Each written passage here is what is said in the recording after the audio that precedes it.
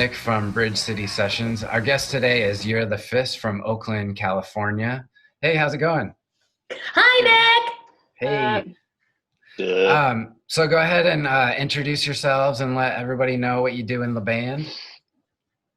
I'm Squeaky, and I sing about my feelings, and I play guitar. Hal 9,000 Beers, and I play the drums. Katie Colpitz, I play guitar and sometimes sing. I'm Serge and I play bass poorly. I've seen you. You came in and did a session. It wasn't that bad. I mean, I look good. I look good holding it. Don't get me wrong. Yeah, I know my strengths. Yeah. Plus, it's a nice bass, you know. So I'm a you pretty face in the band. I'm the look. Yeah, that's Yeah. true. Yeah. So, how you guys been? What have you been up to lately? Probably the same as you. Nothing. No. Yeah. Discovering every Quarantining? side of my couch. Yeah. Exploring my couch intimately. Cleaning every inch of the floor. Baseboards are now sparkling white, and the usual. Yeah. Eating. Yeah. Eating. Yeah. Some Lots of you, eating. some of you though, are kind of getting back to work and kind of getting back to the normal swing of things, or are you all at home still? Actually, I believe all of us, if I'm right, continued to work. None of us really had. Oh, Yeah, none of okay. us had an interruption. that's great. But me and Hal were considered essential, and Katie Mhm. and Serge could work from home. If I believe I'm right. And I am essential. Thank you very much. I don't know. yeah. I am. I even have a letter that I can show to the cops to say, "Don't arrest Oh, me." no, It's you essential. don't. That's. I do. I Oh do. my God. It's on letterhead and What do everything. you do? What do you Letterhead? do, Serge? I'm an IT guy at a law firm, and law firms are considered essential right now. Okay. So, Well, Whatever, Karen. Whatever. yeah. So, I don't know what you're talking about, but some of us are essential. so you've all been staying pretty busy then. Yeah. I'm actually not working full time, but I work some days from home and not considered essential. Not considered essential. Unlike Serge with the letterhead note to the cops. Do you want me to make you a letter? I can make you a letter. You just let me know. I'll even make up letterhead. If you could, that'd be great. Yeah. Serge I work says for- Katie is extremely essential. I work for a concert promoter, so I'm, it's like the business itself is in the same predicament that we're all in, a massive predicament that we're all in. So, Gotcha. yeah. Has the pandemic opened any time for you to do anything as a band, or have you just kind of carried on? A lot of people have been doing like live streams and just been able to write and take advantage of the downtime, but it sounds like you guys have been fairly busy. We're trying to record from each other's homes. We at our house. We got a little studio set up in our back bedroom. It's kind of something I've been wanting to do for a long time. I went to school for audio engineering, so I just kind of started building some components and got a little electronic drum set, and then just kind of was farting around on that, and then kind of figured everybody else had the means too, and it's like, hey, let's try this and see what happens. So we'll record a drum track and then send it to everybody, and they can lay down the bass and lay down the guitar and then lay down vocals, and we just kind of pass it back and forth. So that's something that we've really been working on. We haven't gone into our typical practice studio. We haven't seen each other. This is the first time we've seen each other in a couple weeks, if not a month or so. Yeah, well over a month. We physically haven't seen each other in person since the day we got back from tour. The tour that you did not come out for. Yeah. Mm-hmm. Okay. All right. Oh, that show in Portland. Yeah, but when we got home from that, that's when all hell broke loose. Yeah, and man, did I think about that? Like when I know. when the pandemic hit, and I was like, man, now I can't see my friends. Like, when life gets busy and you make excuses to not go out and stuff, Mhm. and then you can't go out, it just really I'm like, dang, I really should have went. It's Well, like, part of it is just being told you can't, right? Like, yeah, I don't think I've been to the beach in 20 years. Now all I want to do is go to the beach because the governors tell me I can't go. yeah. Like I have translucent white skin because it's never seen sun, and all of a sudden I want to go surfing. Like I don't know what's happening. But Yeah. Dude, I'm not a sun person, but my makeup's not even matching. I'm getting too pale for my makeup. Like, That's awesome. something's got to give. Yeah, you need some sun. I need some sun. I can see my internal organs working. Like if you shine light on me directly, it's pretty neat. It's getting, you're turning clear. Clear, yeah, translucent. Yeah.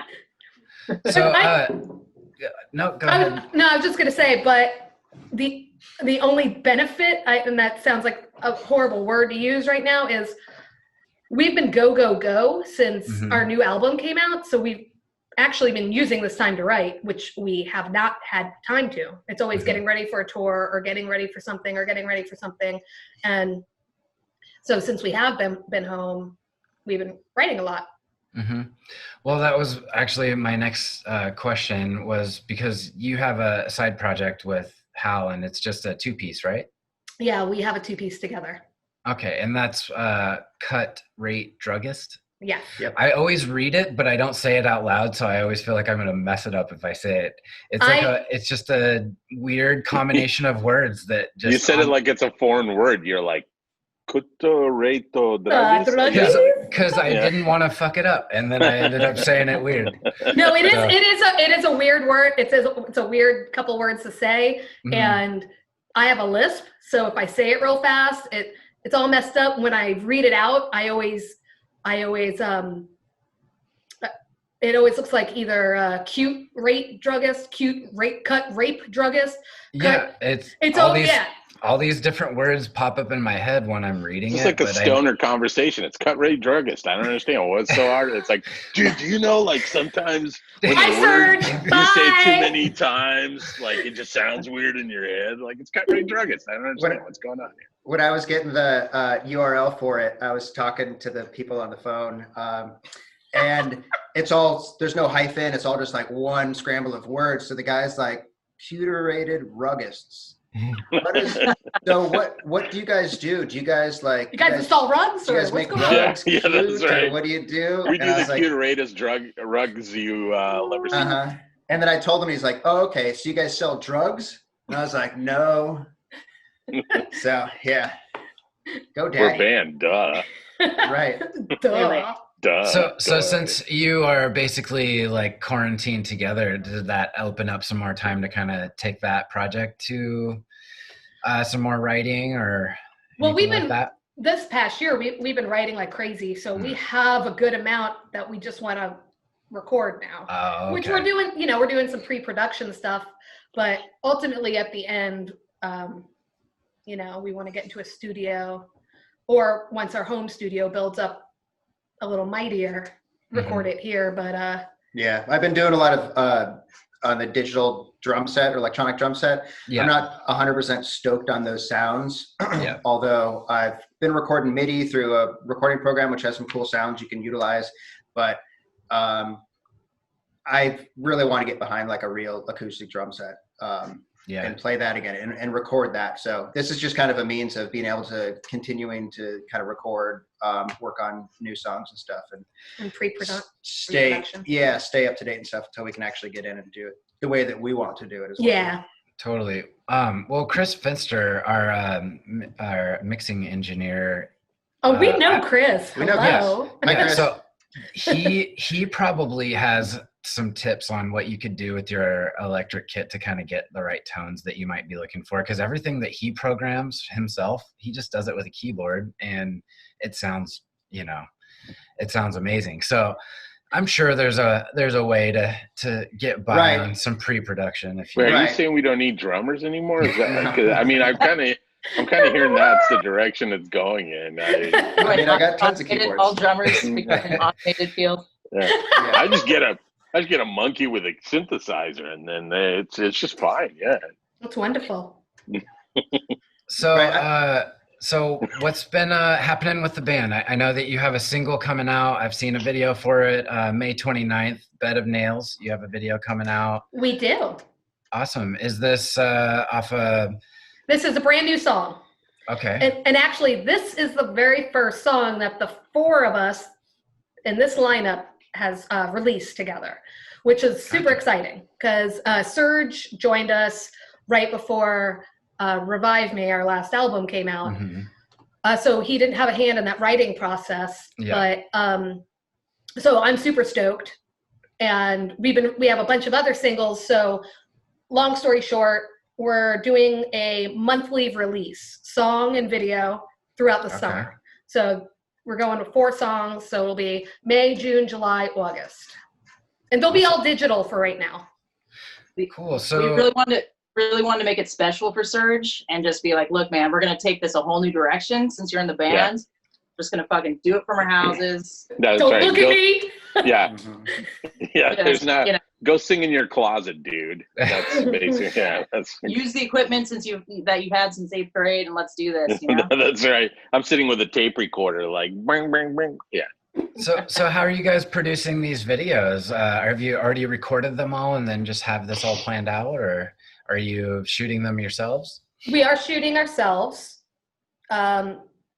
And we're not done with all of them right now, but all of us have the talents and know-how to do video editing and whatnot. I mean, don't get me wrong, we're no Bridge City Sessions, but that's right. We're amateur hour. I don't know if you know. But it's enough, and we've come up with cool ideas for isolation to work, to not make them look like isolation videos, but we all can't be in the same room, much less close enough. And honestly, like, again, not to use the word advantage or anything like that, but what it does do is it limits what you can do, right? So when everything's in front of you, when there are no conditions put upon, you have these grand ideas, right? Well, grand ideas take time and they require people to go somewhere and do stuff together. In this case, it's like you're confined to your room or maybe a park, and there's not a lot you can do, but what can you do with what you're given? And that, I think, is kind of a neat challenge. It really brings out your creative side. Yeah. Because you have to get creative. Yeah. Because it's like look at what we're doing right now. I mean, exactly. Yeah. So I wasn't doing this, a couple weeks ago. So I can relate. So so you guys are doing the video releases. Is the new record fully done, or I know you guys had this kind of in between phase where you recorded some stuff, and then it was when Kevin was still in the band. Okay, so that album, that's what happened with Revive Me. So that, I know, time flies. So it's been what, 3 years? 2 years? 3 years? 2, I think. So, because you guys released it right before I joined, right? No, you were in the band. Actually, we released it a year ago from next month. Yeah, we released it. Okay. So you guys did release that. So the reason why I was confused is because I thought that when you recorded it, you guys were gonna replace the bass parts, and then we did. Oh, okay. We did. See, time flies. So and I hear it on the back end through mixing. So Chris is kind of talking about it, but I'm not talking directly to any of you about it. Yeah, no. Chris was actually mixing it when it was me, Hal, Katie, and our ex-bassist. And then when all that went down, we were like, pause, stop. We need to regroup and see what we're gonna do. Yeah. And then we got the bass parts and his vocals redone. And so we decided at this point, let's do it locally, because honestly, we were already way behind schedule. Yeah. And mixing long distance sucks. It sucks. It's a pain, especially for control freaks. So you got us trying to communicate all via text and emails and Facebook Messenger, and so anyway, we mixed it locally, and then of course there's always delays, and then Serge joined, and we're like, hey, by the way, we have a new record coming out. Everything changed. Changed. Nothing is what it was. Nothing. Everything globally, everything changed globally. Yeah, shut down. True. So Revive Me already came out, and was that on the Heart On Records? Heart On Records, yes. And is that your label now? Because I'm reading about it, and I only see your releases. Project, yeah, totally. So me and Hal started that when we decided to release Revive Me. We were like, it honestly, long story short, labels do not give women a chance. And the responses you'll get from people, especially when it's like, oh no, we already have the lady band on our label. Like first, for one, we're obviously not all female. Two, I didn't know there was a limit on how many women could be on a label, but I can't even tell you the amount of times we've gotten answers like that, roundabout. So at the end of the day, I was just like, I'm tired of fucking with these yahoos. Yeah. And, let's just invest in ourselves. And it's definitely paid off. But so we decided to do that and see what came from it. And so, of course, and since we already had that rolling, when Hal and I would Cut Rate Druggist released the EP, of course, we did it on our own. And then, we have more stuff coming up. And so, I know starting a label is not smart these days by any means, but. And we've both never done it before too. So we figured out a great opportunity was to release our own band stuff to kind of work out the kinks and see how it goes. And invest in yourself, man. And obviously invest in yourself. Yeah. But kind of get some of those things done and accomplished before working on trying to release other bands. But gotcha. I think it was the best. I think it was definitely the best thing for us. It's been beneficial. Well, establishing your own label, years down the road, that's an addition to the band that you're able to release your own records and have, another platform because I think part of the reason a label is so important is it promotes other bands. That label, pushes records and it's social media promotion, and the other bands on the label, obviously, you get grouped with those for tours, and it's kind of like a package deal. But a lot of labels, even some of the biggest ones, it's not like just because you're on that label you're all of a sudden successful. It's very true. And so what I see is helpful is like when you start this label and then you kind of reach out to your local community and you find ways to self-promote. And I think that's like really like what, these other smaller bands or, you guys would be what, a mid-tier band. You've done international tours, couple records. And anyway, in the punk scene, it's, I think it would be helpful just to kind of build that, community with other bands. And totally. That's why I think Bridge City is more successful in other ways, because we reach out to our local community and we promote. It's just like a label in some ways. It is. Definitely. And that's kind of how I see it. And it's the benefit of a label to me. That's my 2 cents.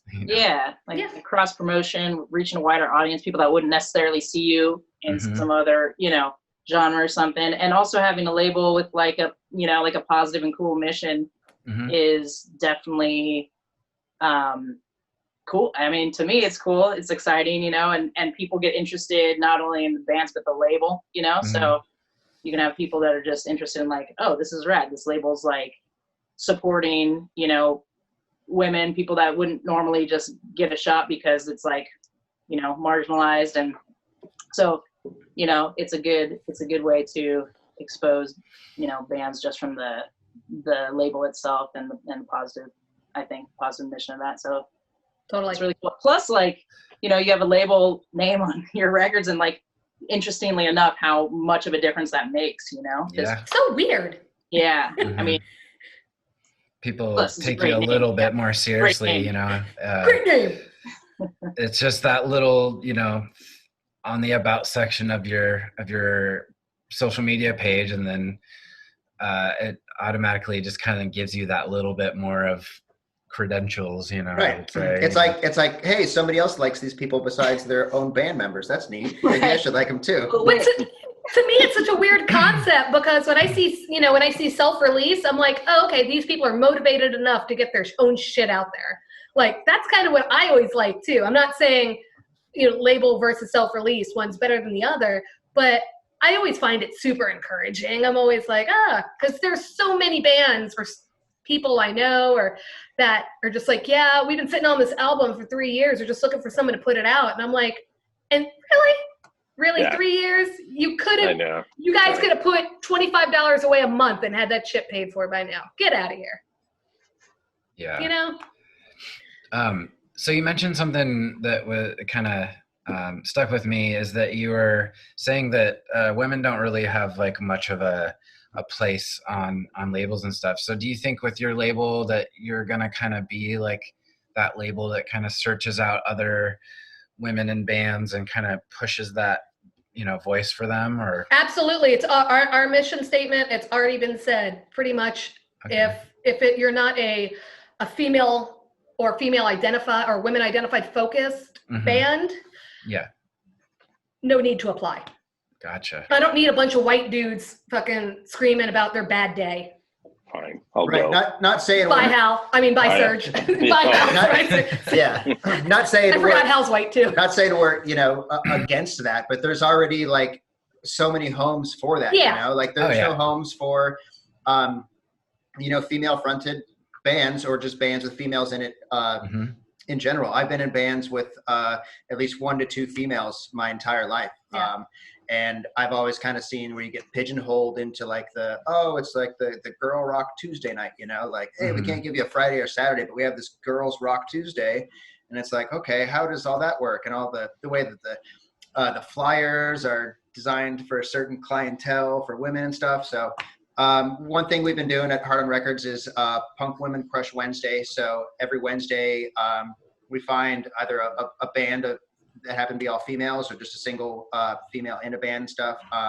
We talk a little bit about them, give them some praise, songs we like, where to catch them and where to check them out. I mean, it doesn't benefit us. Yeah, it's not that they're on our label, but we recognize, we see you.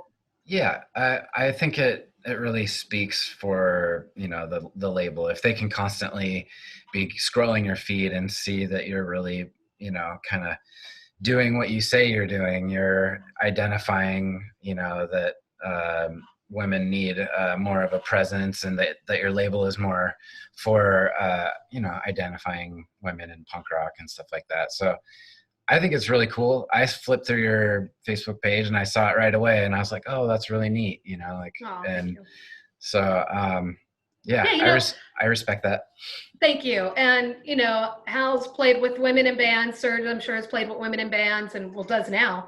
But me and Katie have been women all our life playing in bands. And as much as I want to be like playing a festival and they're like, okay, cool, we're going to put you on the female stage. As much as I want to be like, yeah, we're going to be awesome on this stage. All these women are going to be great together. It's a love-hate. It's like, I'm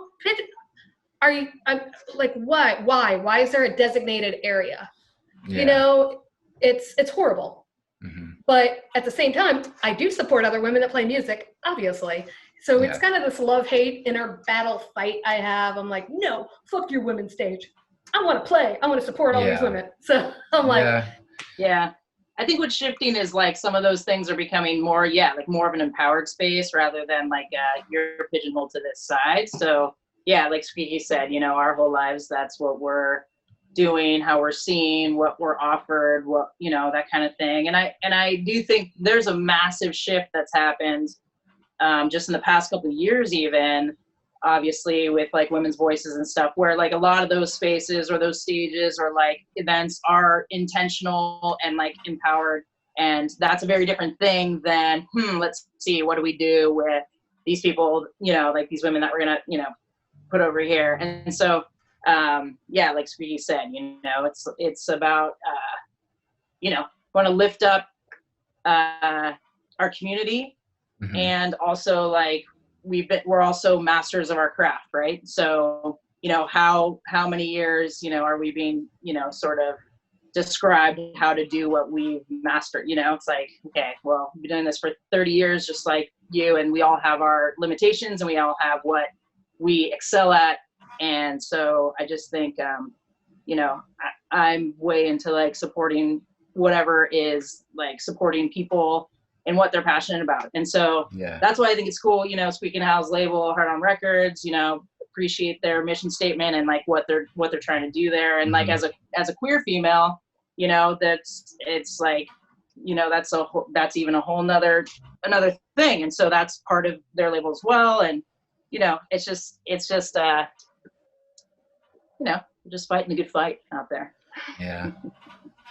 Well, it's really cool. And I would assume that the band kind of has that same feel in the band as well. You know, like your mission statement with the label is probably, you know, pretty close to the same way you feel as a band as well. Yeah, I would say that's our same mission statement as a band as well. Yeah, so don't be a dick. That's it. Yeah, I mean, that's kind of my mission statement in life, to be honest, right? It's like, absolutely. I mean, well, and you know, again, being a middle-aged white man, you know, and you really see how language changes when people talk to women in music, for example, than when people talk, and the stuff that they say, you know, and I probably wouldn't have even noticed it if I wasn't in a band with women, right? So for me, I mean, I feel like I've grown as a person and a musician only because I now know A, when to keep my stupid mouth shut, and B, you know, that there is very much a, you know, a language change and a language shift and an attitude shift, and exactly what Squeaking Katie were saying about these stages, like, well, if the women ask for the stage, then great, you know, but if it's a bunch of white dudes who just think that all bands with women in them should be on a separate stage, then that is ridiculous, right? Yeah. I mean, you know, what if they said that about Jews, you know, and said, okay, well, we're going to do the Jewish stage. Like, I feel like they did before. I feel like they did right? that. Yeah, we called it something. I can't remember. I can't remember. But, you know, like if you put it into that kind of perspective and all of a sudden, you know, you say, let's put all the bands with a Jew in it. I mean, there would be an outcry that would be heard around the world, right? But totally. Why isn't there an outcry? You know, so things like that. Well, it's a good thing, you know, we got bands like you that, you know, want to be a voice for people, you know, that feel the effects of that. Cause, you know, it seems like a lot of people just kind of turn a blind eye and just say, whatever, I don't want to speak up. I don't want to do anything about it. And, they just don't know. That's the other thing. Yeah. I mean, a lot of people just don't know that it's happening. So. Yeah. That's well, true. I mean, I'm learning about it as we're talking about it as well. You know, there is a certain amount that is surface level that people can just you know, observe, but there's a lot going on behind the scenes, you know, unless some of my favorite stories that I've heard from you know, experience stories that I've heard from Squeaking Katie are their experience at Guitar Center and other music stores. You want to get pissed, you want to feel like life, you know, like there's no hope for humanity. Talk to them about how people talk to them at Guitar Center, and I could just imagine. I want to just walk in and just pop people in the mouth there without even knowing who they are. They suck in general, so But this is a whole different suck that you and I will never experience in our lives, and it is infuriating. Like, I just want to get a shirt made that says, I am not here shopping for my boyfriend. Right. Yeah. But I don't go there anymore, so fuck those people. Mean, yeah. You know, why would you, right? Because if anyone talked to me like that, I mean, basically, and two, most like these complaints about Guitar Center is just being bombarded, right? Just being like, at least, I don't know if that's the same now, but just for years, it was just like, oh God, I hate walking in there because just everyone fucking bombards you. I'm like, cool. Like, I walk in there, I'm invisible. Yep. Nobody, you know, like, you know. I'm chumming the water, my right? My story involves having like a wad of cash ready to buy a guitar and literally being like, hey, like telling a group of dudes, like, yeah, I was going to buy this guitar, but because of, and that's the thing. It's just the complete opposite, and that's the thing is the being invisible aspect is like, we're here.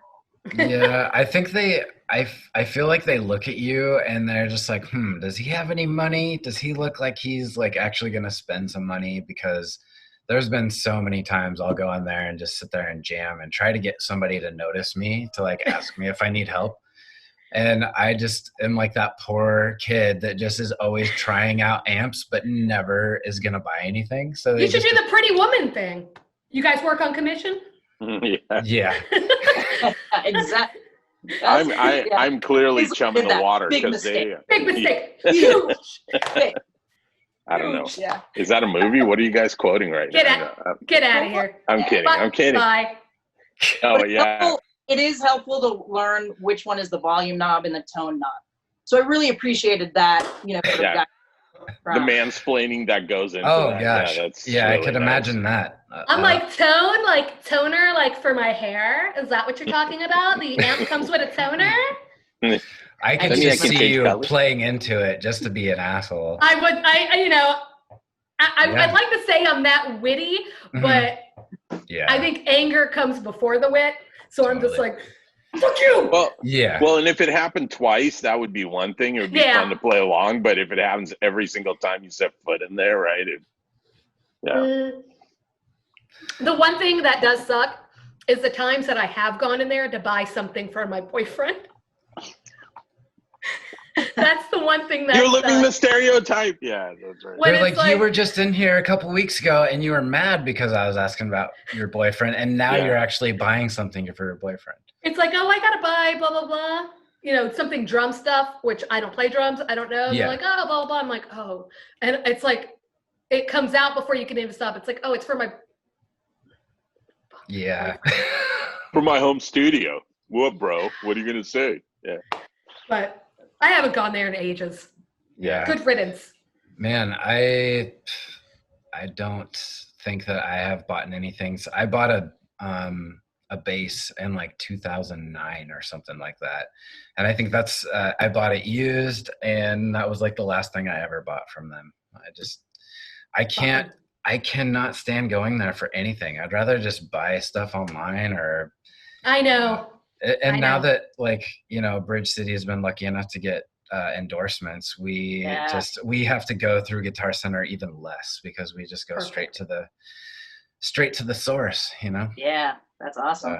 Yeah. Well, it's funny. The older I get and the more I learn that most musicians don't go to Guitar Center these days, unless you're in middle America and you got nothing else, like you don't have a bunch of mom and pop shops or you're like a first time buyer. That's what I see a lot of, like first timers kids with their dad. Yeah.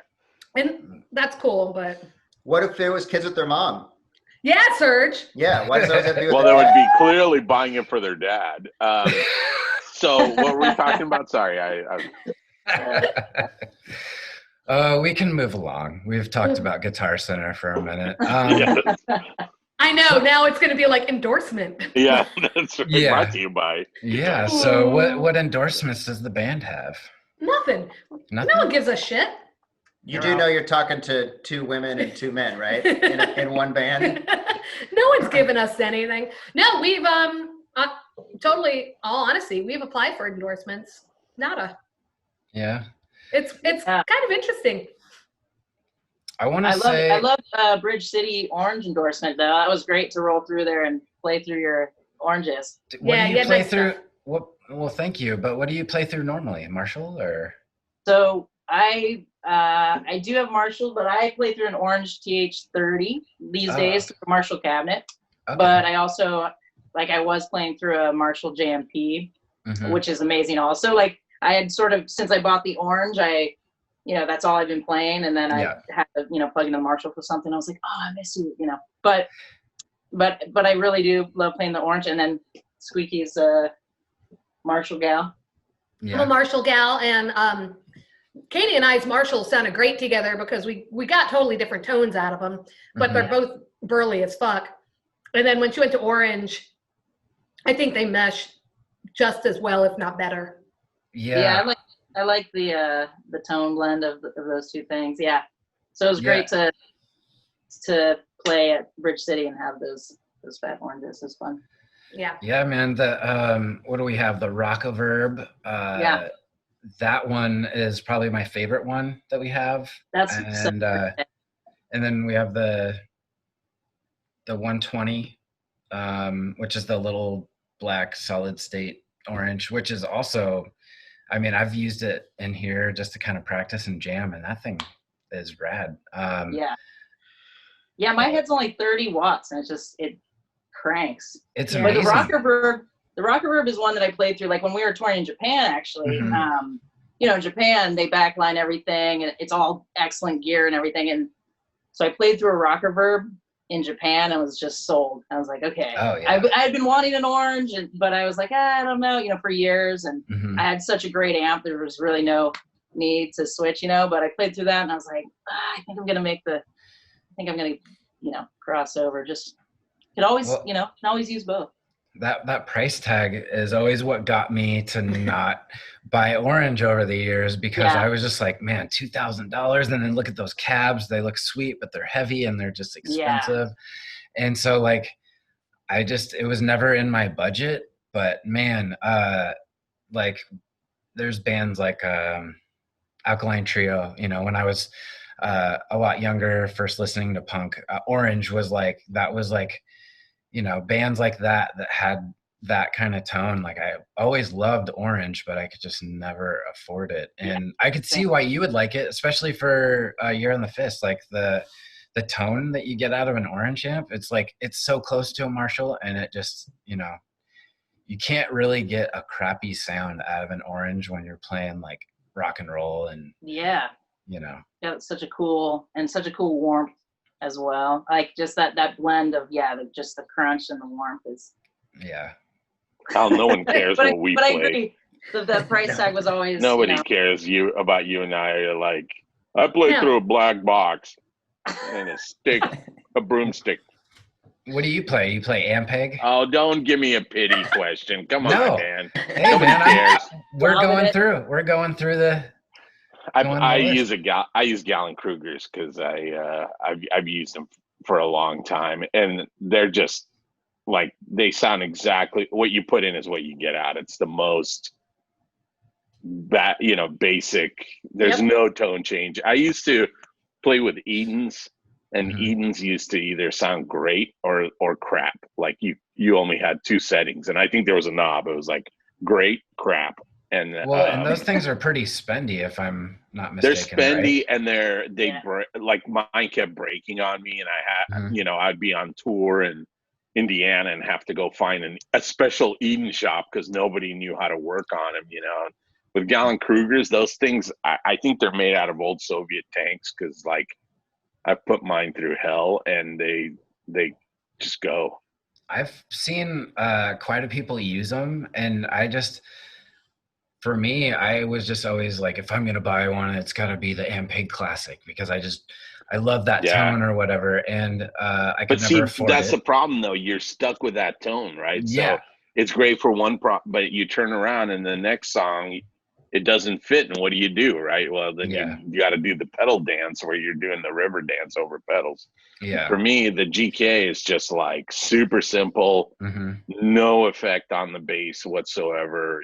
And so that it just amplifies it, and that's what I really like. Well, you can't be a shitty bass player and play the Gallon Kruger, because then you can hear how shitty you are. That sounds like a challenge, Squeaky, and I am ready to take that challenge. They are. I feel. No, that's true. You're right. They are precise. You hear you, so there's no right. No there's no warmth to hide the bullshit. Right. No, I agree. There's no warmth. Yeah. No, it's like I basically got myself a comrade. It's like a Soviet version of a bass amp. It's like what you put in is what you get out. We don't give you warmth. We give you sound.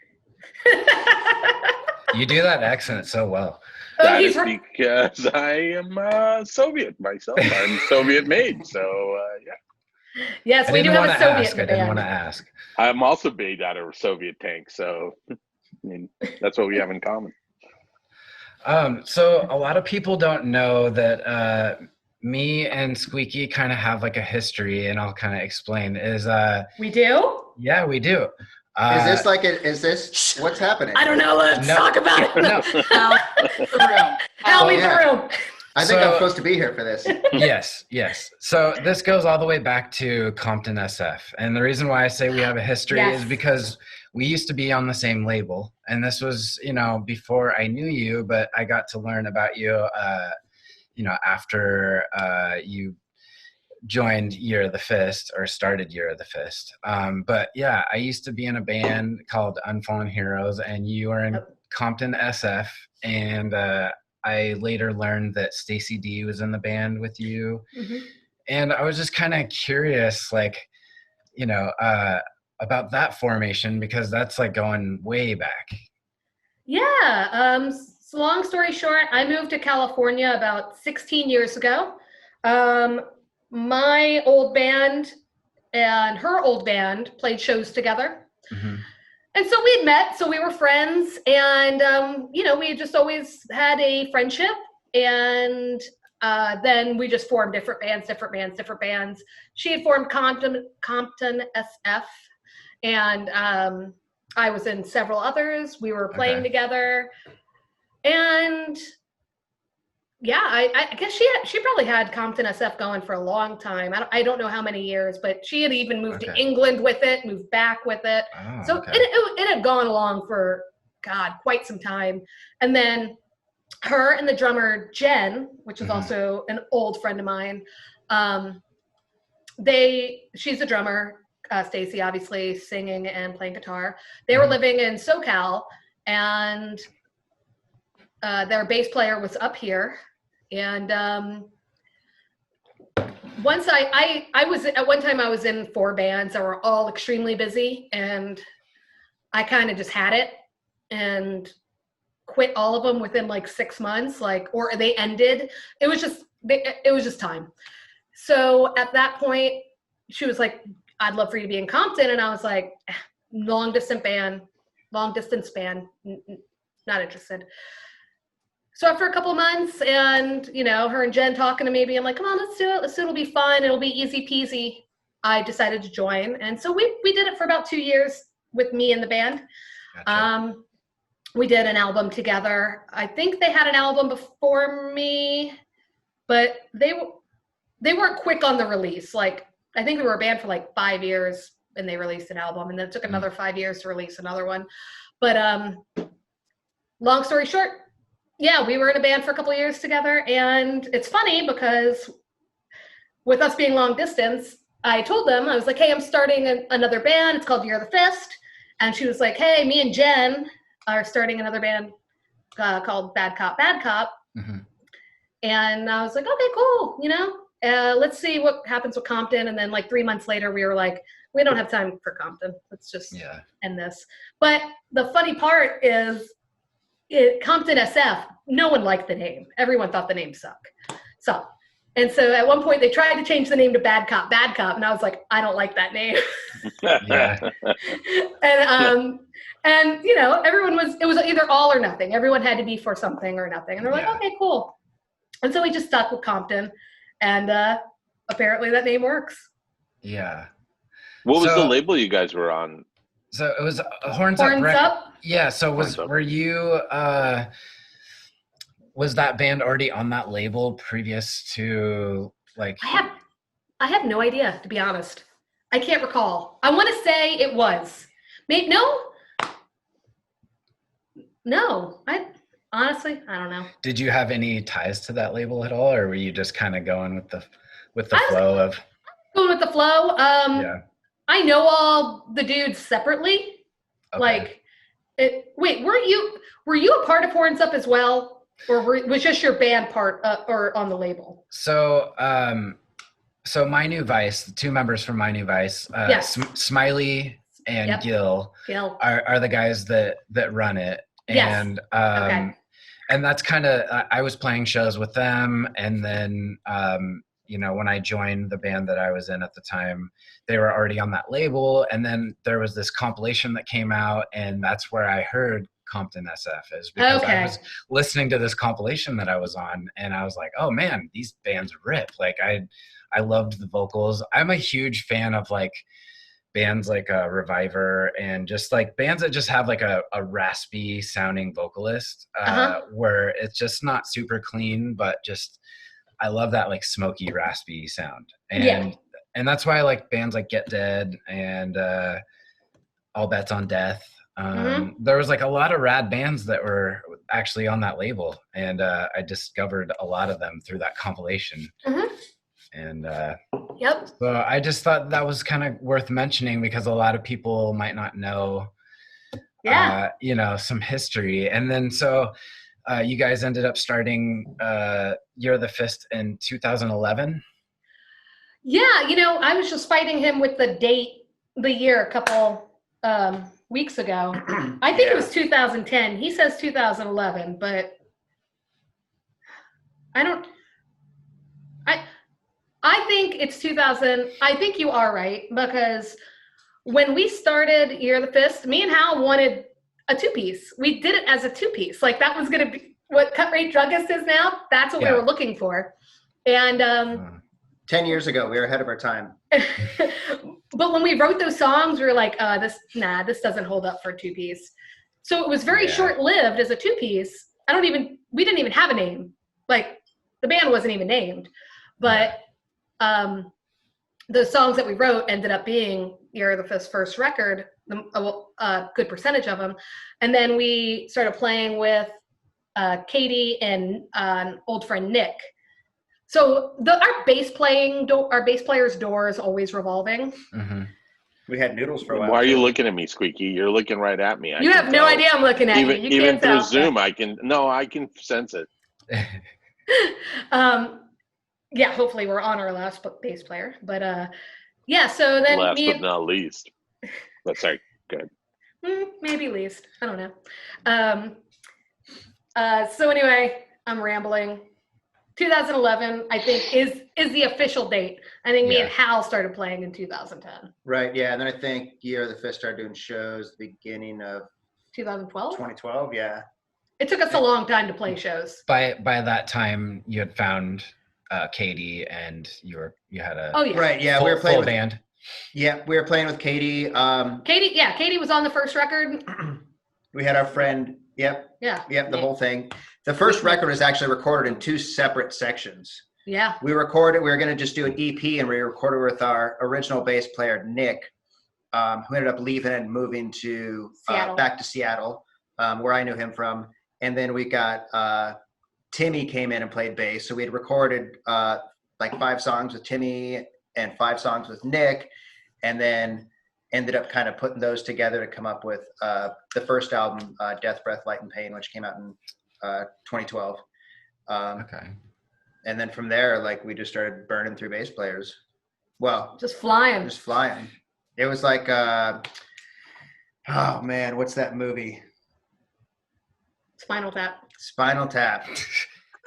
You know that. How do you know what he's thinking? A little bit. I was like, genuinely was like, what's that movie called? We've been together almost 12 years. Yeah. I know what he's thinking. Yeah. So they just keep, which is the funny thing, because we even went to an accurate mock-up of Stonehenge in southern Washington State, and Serge didn't like blow up and disappear. Yeah, he's still here. He's still here. It was crazy. Or choke on someone else's vomit. Mm-hmm. So how did you end up picking up Serge after all this time? How did that happen? Kind of like COVID-19. It's very similar stories. They're really easy to catch. You just got to know the right word and people to hang out with. That's right. They touched the wrong thing, and I just stuck around. No, you guys can tell it, Katie, Serge, your call. Serge, how do you think you ended up? How do you remember it? I think there was a bright light, and I just floated down on a conch. No, we need a bass player, and here he is. That's right. Oh, the skies parted. Yeah, the angels sang. You remember it. You guys remember it, right? More like the sky is farted. It's you. I am friends with the guy who sat in for them, who was playing bass for them for a couple tours, I want to say, right?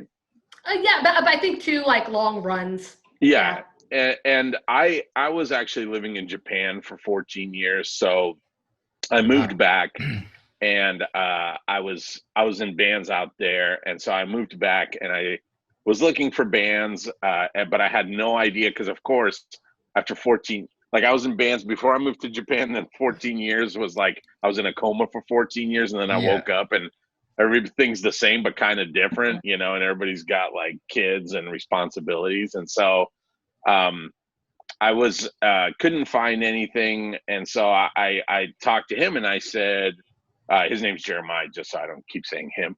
I talked to Jeremiah. I said, hey, if you hear of anything, I'd love to start playing again. And yeah, he told me about these guys that he was subbing in because he knew he wasn't going to be there permanently.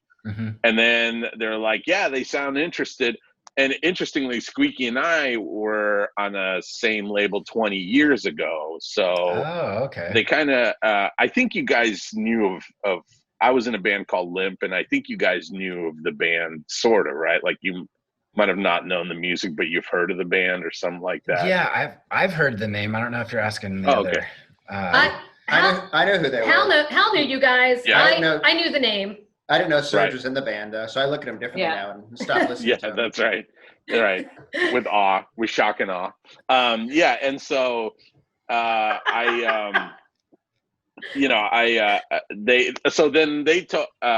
Jeremiah told me, oh yeah, you'll hear from them. And then I heard nothing. Like I didn't hear anything from anybody. I don't know why he told you that. Yeah, I told him, he goes, where does he live? I said, he goes, Redwood City. I said, nah. Yeah. That is how that went. Thank you. Yeah, well, I mean.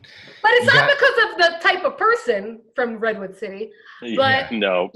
we had just we get our own stage at festivals, the Redwood City stage. We had just had somebody else that was trying to be in the band that only lived, 30 miles away as well, and was a complete just. Yeah. Yeah. So anyway. But in the end, there was an audition, and I came in and auditioned, and got the gig. And they loved you. We did. Honestly, the word audition sounds so ridiculous because you're not getting paid to be. I mean, yeah. I know that's what it's called, but it's always you don't think road testing is a weirder term because they keep using that. We road tested him, which to me just sounds like a porno. So I don't. Who says it wasn't? It's one big long porno. Money shot. Yeah. Sorry. But I was just saying. But the concept of having you come in, and then the reason that it all fell into place is because Serge actually reached out to me and he's like, "Hey," and I was like, "Oh, someone's actually reaching out to he's actually interested." I just didn't want it to be because. With trying out bass players, it was just like another situation of like, hey, I want to come in, and then they come in and they're like, teach me the song, and it's like, no, you come in with a song. You come in with songs. Yeah. And Serge was just like, hey, can I come in and jam with you guys? I was like, yeah, let's do it. And we set up a date, and he came in, and we just gave him 3 songs, 3 of what we thought our hardest were on bass, and he nailed it. But I mean, above nailing it, personality. He was already busting balls, which is important. It is important in this band to bust balls because. So bust balls in a way where he's working hard, or he's busting your balls? He's busting our balls. Oh, okay. Because I will bust your balls, and if everybody in this band busts balls, and it's just kind of the thing where it's like, if you get butt hurt easy, it's not going to last. Yeah. No. Or if I have to, handle you with kids' gloves, it's like, whatever. Yeah. I'm definitely not a delicate flower, but it was great. Like, by far, and I've been in bands since early 90s, but I would say this is the most fun I've had, for sure, just because of the people, right? Because it's not like most of my other band situations had some drama, had drama type, like were like marriages, they were drama filled along with the good times. But it's been awesome. It's been great. Yeah, it's been a lot of fun. Has it kind of like opened up a door, or kind of opened up a door for you to be like, oh, I could actually do this in this band? Or, are there things like that you kind of missed that you're excited to do again now that you've been away from it for 14 years? Well, Writing. Writing, yeah. Well, so I was in bands the whole time I was in Japan, right? Oh, and okay. so I played in bands in Japan. Okay. But what I am really enjoying is the touring in the US, because touring in Japan is wonderful. And like these guys said, it's everything's kind of clean and beautiful, and you get perfect equipment. The thing about the US is you feel like, I swear to God, for me, touring, and I did a lot of touring with Limp back in the day, but touring in the US is touring how you read about in books. When you would read people's memoirs of touring, and when you show up and shit's everywhere and the promoter's drunk and that's what that's touring. That to me is touring. And so in Japan, I got a little bit soft because I got spoiled by the type of, the touring that we were doing. Plus, all of Japan is the size of California. The entire country is the size of the state we live in. And so, nobody knows what it's like to drive for 44 hours to end up in Idaho. You know what I mean? Yeah. Like longest commitment to being a bummer. You don't know, right? But anyways, yeah, it's been really awesome. But Serge, how many bags did you take on those Japan tours? You guys, you're all just jealous because of my bagging capacity. Katie, you want to? Go ahead. No, Katie, go ahead. Katie, I'd like for you to speak about this. Well, we've nicknamed them 17 Bag Surge. That's what else? 17 Bag Surge. It's got a ring to it.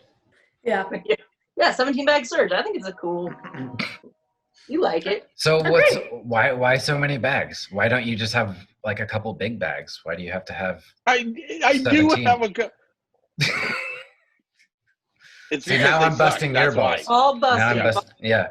All busted, buddy. I think it starts out. Where do you think I'm going to pack those busted balls? Do you think I'm just going to carry it with my clean clothes? Are you guys crazy? They have clean insert bags. That's right. Yeah. I have a separate bag for busted balls. What are you talking about? Yeah, I know. You do. You got a separate bag for everything. So you don't just show up with 17 bags. Somehow they get wet, or you feed them after midnight and they just start multiplying. And then by the end, we're unloading and it's like, holy shit, this turned into we're moving Serge's house.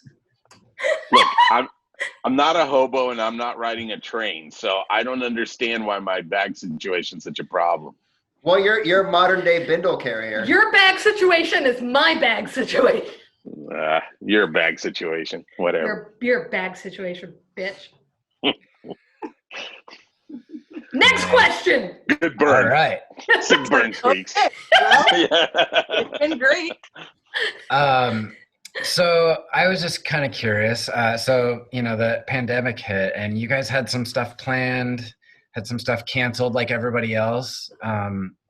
We had a lot going too, right? We had a lot going on right before it all went down. Yeah.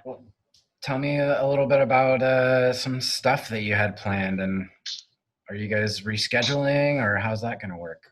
Reschedule to when, Nick? Yeah. When? Well, times. We rescheduled one tour. We were going out with the Dolly Rots beginning of April. That got canceled, so that got rescheduled pretty quick to August.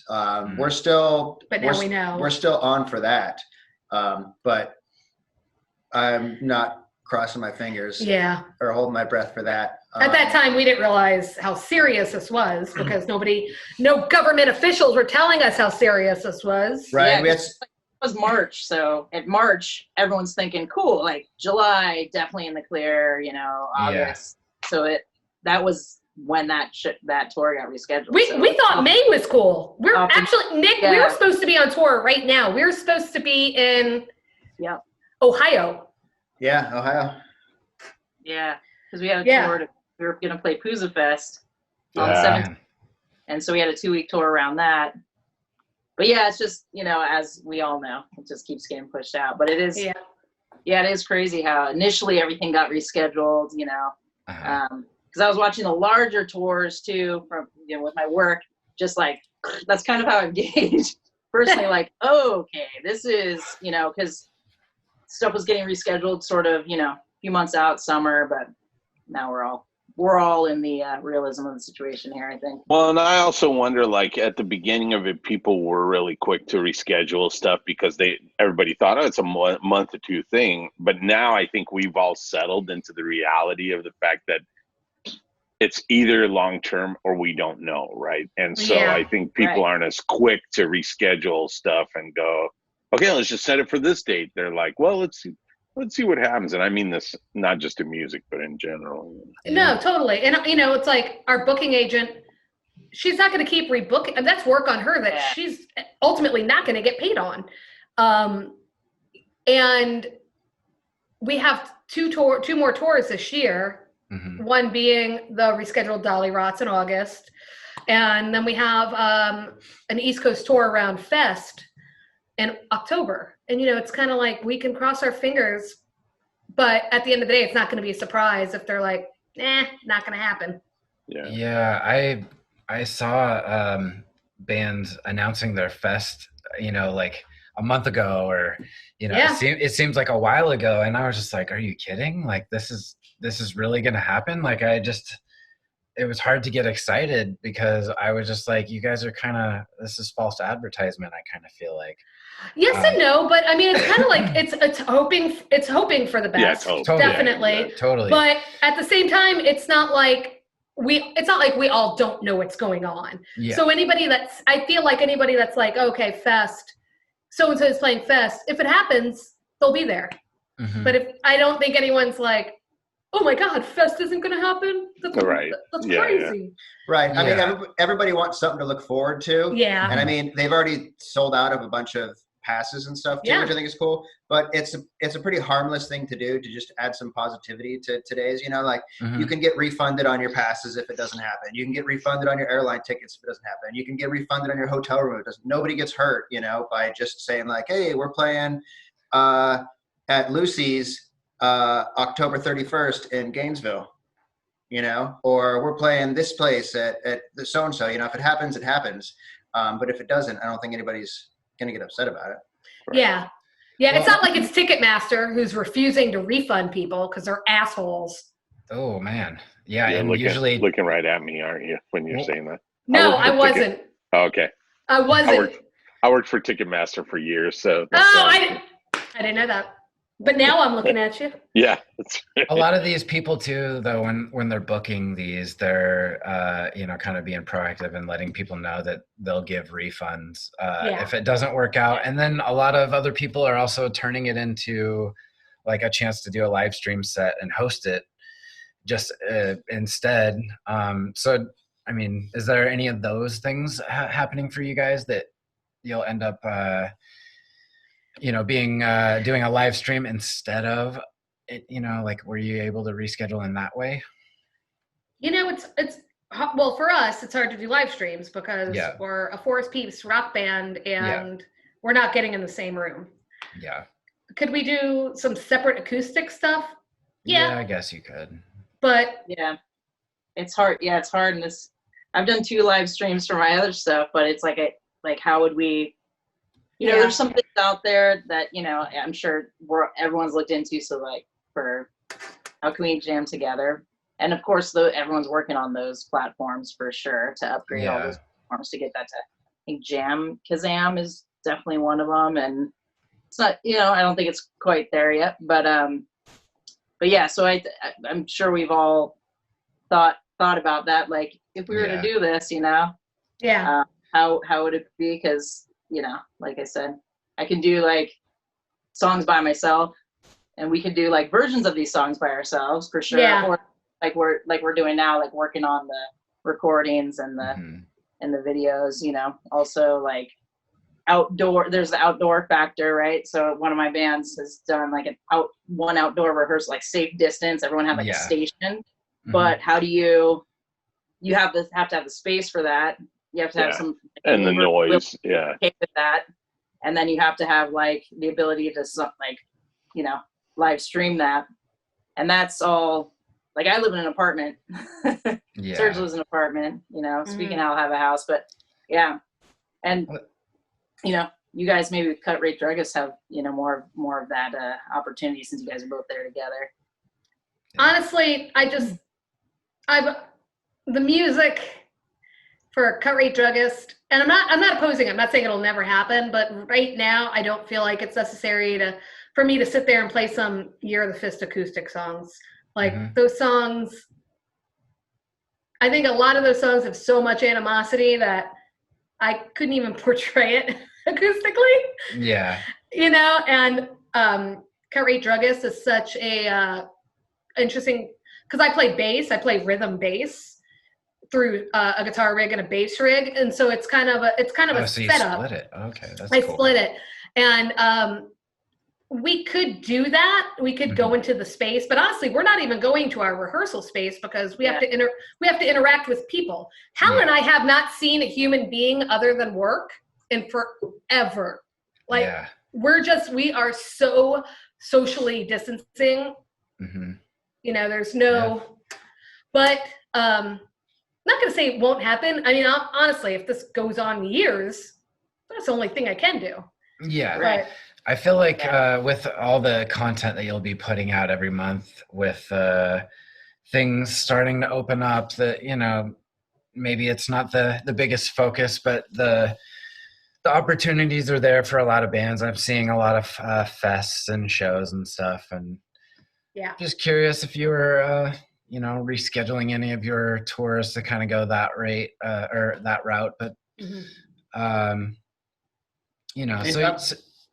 we're enjoying making new music versus trying to figure out how to get our old music to people who've already seen us before, probably. Yeah. I mean, doing live shows online, I wouldn't think that you're able to gather that many new people because you can only reach the audience that already likes you already have. Show you, hey, we're going to play live, and they've already heard your songs. I mean, it's cool for some bands. I'm not knocking it at all, but you're not really you're not exposing new people to your music by, telling only your fans that you're playing a show of old songs.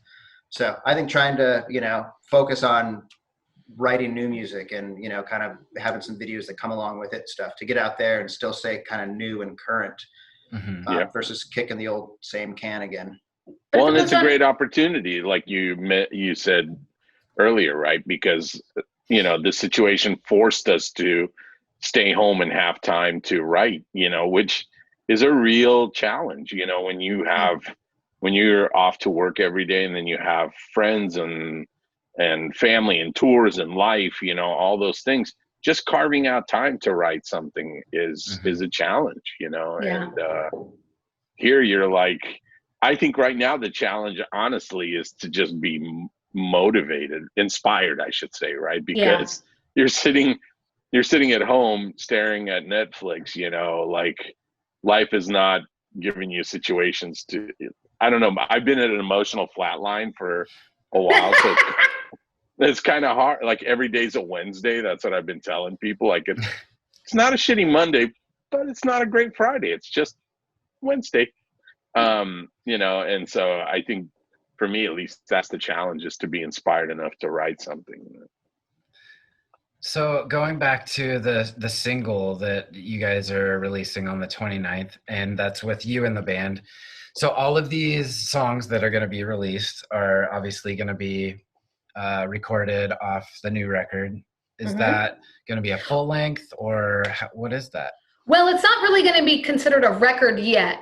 Okay. That's still up in the air. We're going to release them as singles for now. Who knows? Gotcha. We're calling it, between the four of us, we're calling it the Shelter in Place sessions, because this is the first time we've ever wrote separately and recorded separately. Usually our writing process is someone comes in and then we work it out, put it together, rewrite, add. This is the first time that someone's presented something and everyone goes, yeah, no, cool, and then build and then build and then build, and it's cool. It's different. But luckily, and I definitely say luckily, dealing with all the equipment that we do have, it's sounding great. it sounds great. It doesn't sound like, there's a punk band in their garage with the tape player going. It actually sounds really good. So once we realized it sounded good, we're like, oh, let's do this. So that's when we decided. We wrote these songs. None of us have been together while writing them. Well, me and Hal, since we live together. But which is beneficial. But so we wrote them separately. We're recording them separately. We're filming the videos separately. So everything is so separate. Yeah. It's same, but different. Different, but same. But that must kind of bring like a new dynamic in the band that might be like totally interesting to hear, because I'm sure being in a band, since 2011 or 10, whatever we decided. Depending on who you talk to. Yeah, your style and the way that you write has probably evolved yourself, but you probably have the same kind of recipe to your songs, and then doing it this way kind of changes that whole like way that you start a song and finish a song, I would assume. This is a little bit reminded me of when I started in the band, because they said they had these songs with Nick initially. Yeah. And so when I came in, they had songs, and it was like, okay, I had 4 practices with them. They're like, cool, this song, which was musically done, was like, you're going to write this song. So I went in the studio and was like, I have no idea if they, I was like, I'm like, I have no idea if they'll like this, or if they're going to be like, holy shit, like in the control room, just like, this is horrible, or what, like no gauge. Yeah. And so this first time we heard it. That was vicious. Yeah. Vicious. I mean, they said it went well, but we don't, to this day, I don't know. No, but it sort of reminds me of that time, because it's like, oh yeah, you're going in, sort of blind, like, are we gonna, you gonna like these parts? So is this what you guys are thinking? Not being around each other at all, you kind of can't even gauge like what the vibe is, or what people are thinking, or if it's the right direction, or direction that, so. That's why I love it. Yeah. Which is kind of, which is exciting, and makes it like cool. Like it is kind of exciting, because you kind of can go on your own thing about it, and you can always say, if you don't like it, just toss it out. We can, Yeah, well, and I feel because there isn't so much back and forth, right? Because usually in the studio, you'll go in, you might sing a part, and somebody will go, nah, I don't like that. Why don't you drop in a note or something like that, right? But here, you don't really. I mean, you have that opportunity to some extent, but you're burning daylight if you keep going back and forth. Yeah. So what I'm seeing myself doing is I'll just throw the kitchen sink in, like if I'm submitting a harmony, like I'll just sing all the harmonies. All the harmonies. Yeah. And then they can cut it out, right? If they don't want it. I just, that's kind of, it's making me think about it in a different way, in a more complete way, I should say. Yeah, I'm definitely feeling I'm feeling challenged by not having like what I want here. Yeah, I'm in an apartment, and where I record goes into a baby's room, the neighbor baby's room. Fuck that baby. So I'm like, yeah, fuck that baby. No, love that baby, but also like, and I live with my wife, and there's no alone time, and there's no quiet, and there's no, you know what I mean, and I have like an old computer that doesn't like sync with, like, people are sending files, and like sometimes I can hear them on my phone, and sometimes I can hear them on my computer, and like, so that part is like definitely frustrating me. And like you said, we haven't been in our studio. I finally went and grabbed like a pedal board that had like my microphone in it and stuff, but that kind of stuff. And I'm I'm dreaming of all the equipment I've had over the years and have sold. I'm like, man, if I had that stuff right now, I could just run stuff this up. Yeah. But again, kind of makes it exciting, kind of makes it like, all right, like 20 years ago, like this time it kind of feels like when you just kind of are creating in your room kind of thing, and just, so hopefully I'll be upgrading some equipment to, then there's a whole no money, no job, so it's hard. Act, kind of, it's kind of like cracking open, like hopefully we'll, crack open some more creativity, and just personally. Well, it'll be fun to kind of see what comes of it, because I haven't heard other than that little snippet of that video, I haven't heard anything new. I typically check out bands' new stuff when they come in for sessions, because like they're going to play a lot of their newest stuff. And so that's when I get to discover, the new stuff. But yeah. Well, hopefully after this quarantine, we can do our quarantine session as a Bridge City session. Oh. Yeah. I like that. Yeah, check that out. So I'm cool with bands sending me their footage, their quarantine footage, and we can put it out on our channel. Or if there's some way that we can make it work and do like a social distance session, we're kind of open to that. There's just these ideas and uncertainties, and one of the biggest things that I fear is just that we look like we don't care and that we're ignoring that people need to like stay home and stuff. So that's why we're like not really trying to push for things in our studio. There's other studios where they have like walls in between them and they're like still doing stuff. And we were just like, it kind of makes it, I don't know. It's so hard to not care about what the public might think if we just say, hey, doors are open, but there's these, and plus we all have families and stuff too. So like, fuck what the public thinks. Do what's right for you guys. Yeah. I mean, that's really the thing. Everyone has a different situation going on, Yeah. Like, I have two highly compromised parents that both have stage 4 lung cancer, and they're both above the age of 65. And like, that's primarily what I've been doing during this time. Like, I actually, wish that wasn't happening, but everyone, you don't know what people's situations are. Yeah. So you can't really gauge, for other people, you can only gauge for yourself. So yeah, I mean, I hear what you're saying about like, and also being a public, business, you want to set a precedent for your own, how you feel about that kind of stuff. So I really appreciate people doing what they need to do, what they feel comfortable doing, and also supporting other people doing what they feel comfortable doing, because people that are, judging people for either wearing masks, not wearing masks, socially distancing, not socially distancing. It's just sort of like, this is a giant question mark, and we're all like in this together. So yeah, nobody knows what exactly to do, and so like it's hard not to judge or to think about those things. But I'm just glad that people jumped on board so quickly, because it seems like everything was going really crazy for a while, and then just like everybody started to get the picture that like this is serious, and they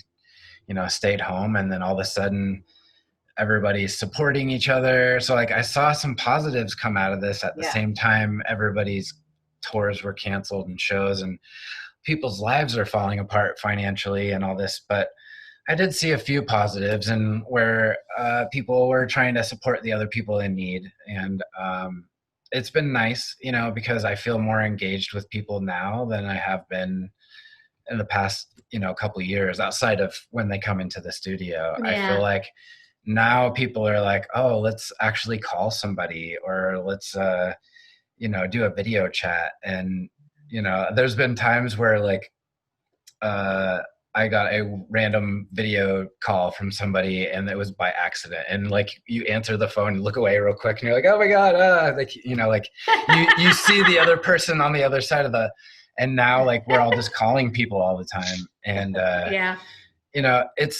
that's one thing. And I kind of want to keep doing it. Like even after quarantine, like I enjoy, getting to know people, because some people I don't have a long history with, or any sort of common history with people. And so I'll see them for a second, and they come in the studio and they leave, and, I don't get to know them.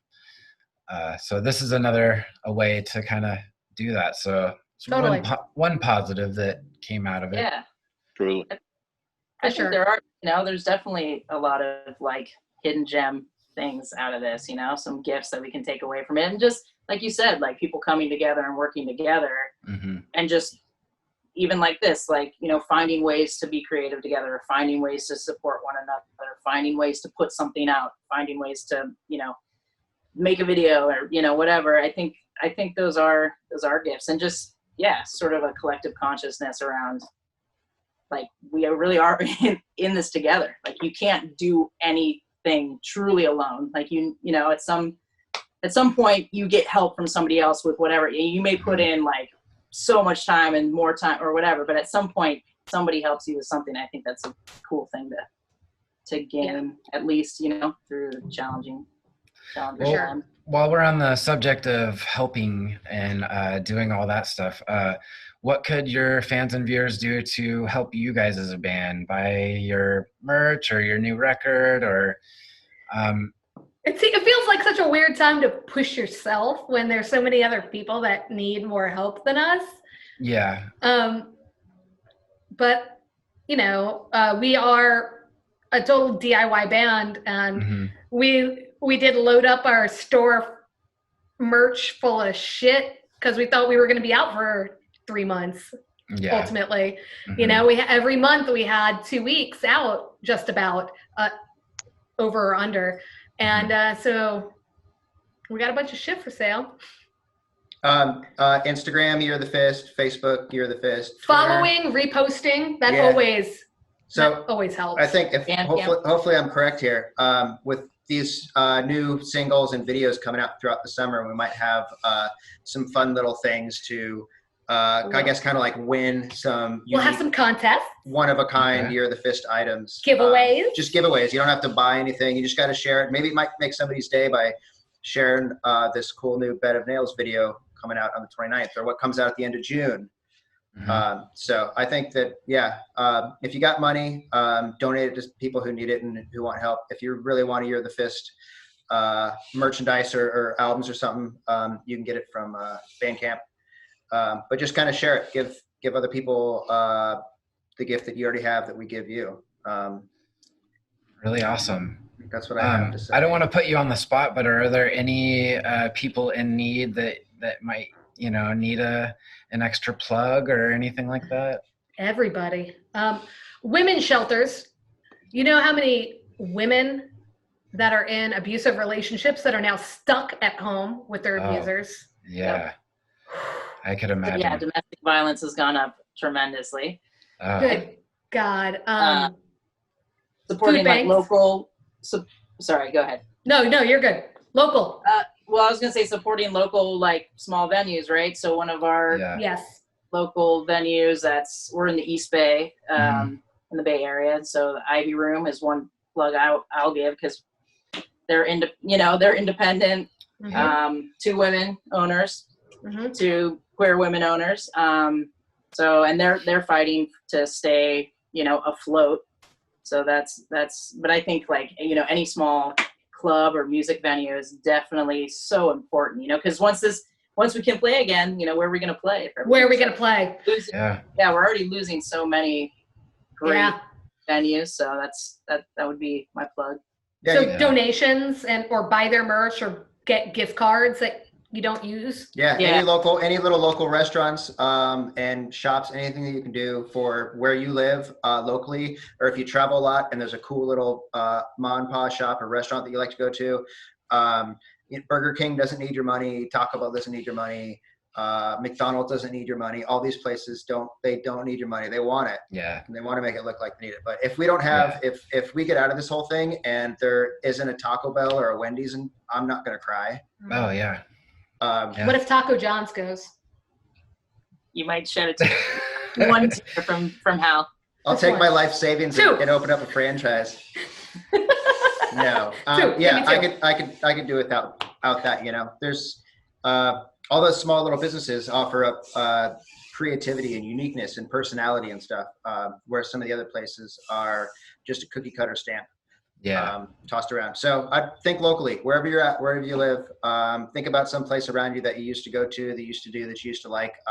Just because you're not going there doesn't mean you still can't support them. Buy a gift card and don't redeem it. That's a super easy way to give to somebody. Yeah. Yep. Serge? No, I agree with all you guys. Yeah. All right. That's how he stays in the band. Yeah. Yeah. What am I gonna do? Plug middle-aged white men? Oh yeah, we're down. We're hurting right now. Yeah, we're really hurting right now. Yeah.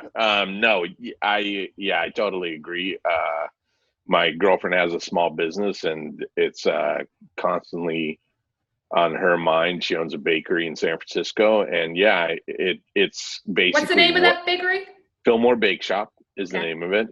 Nice. And it's what makes, you know, people in San Francisco, and I'm sure you see this in Portland as well, love to talk about what makes San Francisco, and what makes Portland, right? And the things that make it unique.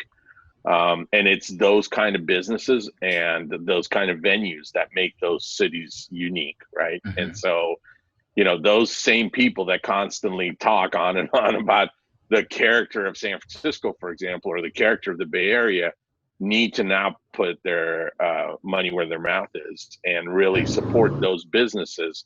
And I know I'm repeating everything you guys just said, but supporting those businesses that give the character and the life to those cities, because Yeah. I can guarantee you, having the kind of proximity that I have to it now, that if they go, they go. What's going to open up there is not going to be another quaint bakery or another, you know, fun venue or another great little shop. What's going to open up in there is some bullshit.com or something that you can see on every block and corner. So right now we got to fight harder than we ever have to keep the characters of our cities, you know. And that's, I guess that's the only thing I can add to what you guys already said. Yeah, well, it's all it's very relatable, because we have no idea what's going to happen, you know. When like there's so many businesses now, I'm just like, I'm so sad for them, because they had no choice in this situation, and they're just, everybody's being affected by it, and it's not just musicians, you know. It's everyone. So it's but I'm glad that a lot of people are choosing to try to be as supportive as they can, because a lot of people could be really selfish in this time. And not be buying other people's stuff and not be supporting other people. And I've noticed just a ton of, you know, coming together, which is awesome. Especially in the music community, it's hard enough to survive as a musician. So yeah, for sure. Yeah, there's been a lot of generosity. People that are still have their jobs and stuff, or I see them like donating and doing what they can to, you know, give, and that's great. Yeah, totally. Well, I appreciate you guys chatting with me. And one thing that I'm not sure if I let you know, but we'll be reposting your old sessions when we release the interview. Ooh. So it'll give us an excuse to repost your session. Great. And, I can relive my road testing days. That's Serge was in the band for like 3 weeks at that point. Road testing 2. Yeah, the electric boogaloo. Yeah. Electric boogaloo. Yeah, awesome. But it's a cool way to kind of get people. You know, we have a lot of videos that come out, and a lot of people might have not seen in our huge wall of videos all the bands. So it's a cool way to kind of give a little you know, plug from bands that have come in before. So that's cool. Yeah, we'll be in touch about that, and looking forward to the single on the 29th. And yeah, it was really good chatting with you. It was good to chat with you, Nick. It's good seeing you. Yeah, good to see you, man. So great. Thanks, Nick. I can't believe you didn't smoke weed this whole time. Hey, it's like, it's right here. It's ready to go. As soon as we end this call. He's like, this is going over. Okay, we need to cut this. There's like a button that light on the computer that lights it up. Yeah. I think it's much more of a, I don't know. Everybody knows I smoke, but like, man, doing that on camera, I watched the first interview that we just released, and I was like, maybe I shouldn't smoke while we talk. Okay, so everyone knows that you smoke, but real quick, let's talk about those new guns you have, dude. Yeah. Come on. The gun show. What is going on? What's with you guys? And so the Lucky Aegis said the same thing. So it's like Oakland bands just want me to show off my guns. Yeah, pop off that shirt. Let's see what we're talking about here. I've not popped. I'll do like a tiny flex. Yeah. Damn, look at you. Jesus. That's straight tennis ball. So you better include this in the interview. You better. It's getting cut. No. So I have this little gym at my, so like right when the epidemic, I was like, no way am I I worked I worked since August of last year to try to, get into shape after doing the keto thing. And I just didn't want to lose all that like progress. And so I immediately went and spent whatever money I had on gym stuff like an idiot. And not knowing that I wouldn't be able to, make an income. So I bought all this stuff. And so now in my downtime, I'll just like exercise all day. And then I've got my screen press here. And, just Damn I overachievers. have nothing to do. Like I can either print shirts, work out, I've just run out of things to do. So The only unfortunately, thing I've exercised is my will to eat everything in the fridge. It's pretty much the only exercise I've done. I eat out of boredom, and man, it is just like it's been tough lately, but I pulled a groin muscle doing nothing. I mean, Nice. yeah. Yeah, Chris hurt himself the other day too, and the same time that he was telling me this story, like the same day or the next day, I like pulled something in my side too, and we're both like injured at the studio doing something separate, and just I don't know how this happens. So stupid. Yeah. I actually eat 3 meals a day now, though, so that's. I never really managed to actually eat 3 meals a day before, so. Yeah. I eat one, but it's just one that starts in the morning and ends in the evening. Yeah, It's like, while there's still dry grass, I just keep grazing. Yeah. Yeah. Well, you're probably not even a smoker either, right? No, Yeah, but so I might as well be because I mean, He's It not would a be- smoker or a drinker. nope. Really? Yeah. Nice. Well, good for you. Yeah, no, I know. Congratulations. Hey, I don't drink either, I know. so I can't knock it.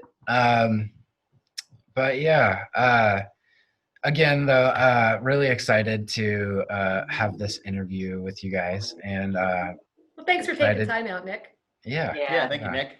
And you're interviewing Kids on Fire next. Yep. Tell and- him I said this. Alrighty. I'll take a screenshot and I'll be like, well, by the way, they called you out and you're just going to have to wait and see. But I'll show you this. Awesome. Right. All right. All right, Well, we love you. We miss you. Me too. Miss you And too. we'll see you as soon as this gets back to normal. Okay, will do. And I will talk to you soon. Thanks All right, again. Bye, honey. Bye. Bye. Bye. All Bye. right. Bye. Bye. Bye. Bye.